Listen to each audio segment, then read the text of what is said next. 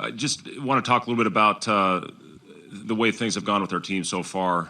We have a lot of new faces with this group, and we had a trip to Italy about a month ago, which was very beneficial for our group. Of our 16 players, 14 of them are brand new.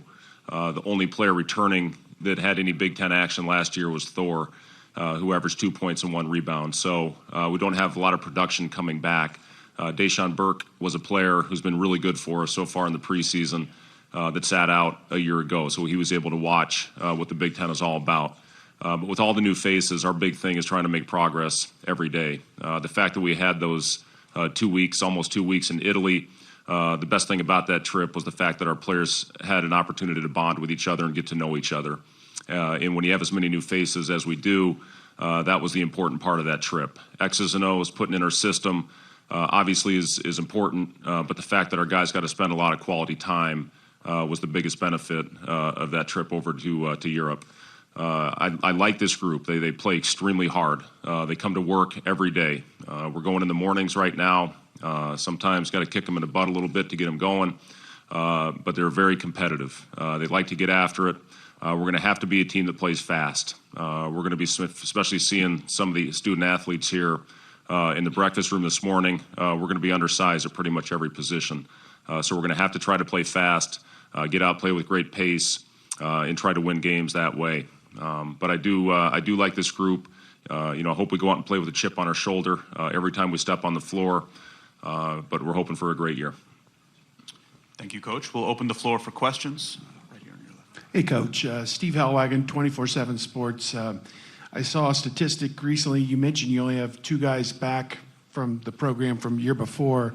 But as I understand it, the fans have sold out your building for the entire season. What kind of excitement level is building, even though the fans have no idea what product they're going to see on the court, but they know that better times are coming, I guess, for Nebraska? Well, our fan support is off the charts, and we had our opening night event just this last Friday, the night before the Ohio State football game, and every seat in our arena was filled, and that just shows you the support. And I think more than anything, the fans just wanted to see what our players looked like and put a name to the face, and it was very well attended. Our guys did a great job. We went out and played 2 running clock scrimmages. But that's one of the great things about Nebraska. We have 2 things going for us as much as any in the country. One is the support with our fans. The Memorial Stadium's been sold out since 1962, which is unbelievable, and we've sold every seat for our upcoming season. And the other one is the facilities. I think our facilities are as nice as any in the country. So, again, we're excited to go out there. We just want to put a product on the floor that makes our fans proud. Hey, Coach, Kyle Babcock, Sports Report Media back here. I'm going to ask you the same question I asked Coach Frost at the Big Ten football days. What's it like for you to be kind of back home, family around, and be in Nebraska, family atmosphere for you? Yeah, it's, for me, I was born in Lincoln, and I have a lot of family ties to the university. Both my parents, they went to high school together, Lincoln Southeast, both went to the University of Nebraska. And then when my dad got his PhD back in 1974, he had 2 job offers, actually. One was in Lawrence, Kansas, and one was in Ames, Iowa. And I'm forever grateful to my dad for making the right choice and moving our family to Ames. But the really cool thing for me, both my grandfathers have a great history with Nebraska. My grandpa Hoiberg was a history professor for 30 years. My grandfather Bush was the head coach at Nebraska for 9 years. And to hear stories of his former players that have come to practices or sent me letters or emails and just talk about the impact that he had on their lives, that's been really cool. And just all the connections that people have. I have an aunt and uncle that live there. I have 2 cousins that live there. My brother lives in Omaha. So it's been great. I always consider Ames my home. There's no doubt about that. But it's funny how life comes full circle sometimes, and it certainly has for me. Myron Metcalf, ESPN. Rick Ross performed. He did, last week. How did that happen? How did you all arrange that? I'm a huge fan, Myron. The way that works is, that's really your question. The way it works is, he's an Adidas performer, and through his Adidas sponsorship, that's how that concert was. I have a pacemaker. The bass was so loud I thought my pacemaker was going to explode. But he put on a great show. Our guys loved it. They were up on stage with him, and really overall it was a great night for our team. Okay. Hey, Fred. Robin Washut with HuskerOnline.com. You obviously had a lot to accomplish in a short amount of time when you got here. At this point, given that you play an exhibition game in less than a month, are you to the point where you expected to be? And I guess maybe just gauge the progress you've made since day one. Yeah, I don't think if you talk to any of us right now, we're where we want to be. Still so early in the process. I'll go back to our guys' mentality and their approach. Every day they come in with a workman's-like approach, and that's the thing that I've really enjoyed about this group. I do think they're going to go out there and compete. Right now, the battle that we're having with our players, and this is whether we were playing the exhibition games over in Italy or we have our inter-squad scrimmage, when things are going well, we're pretty damn good. We're going out there, we're playing with the swagger, we're playing fast. When we hit a little adversity, that's when we got to find a way to break through and continue to go out there and fight. And that's human nature, I think, with everybody, especially when everybody right now is still so new and trying to figure each other out.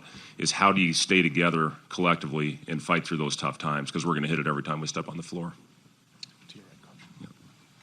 Fred, Chris Solari, Detroit Free Press. You obviously Jack's on Michigan State's team as a walk-on. You got to spend time around Tom Izzo's program last year. How much did that help you kind of get an idea and lay of the land of the Big Ten, and how much did you rely on Tom Izzo for maybe some advice in that process? Yeah, Coach Izzo's one of my favorites, and when I got let go in December last year in Chicago, I spent a lot of time in East Lansing, and for me, it was more beneficial to go up and watch the practices because Jack had a huge role running the scout team as the point guard. And, I'd spent days with Coach Izzo, even on a game day. We spent 3 hours together just writing ideas up on the board and talking about different things, X's and O's wise. But I have relied on him, and I've talked to him a lot. And, I consider him a very good friend in this business. And, there's not a better guy to lean on than Coach Izzo, who's done as much as he has and is respected as much as he is. Coach Jack Williams, D1CoachCorner.com.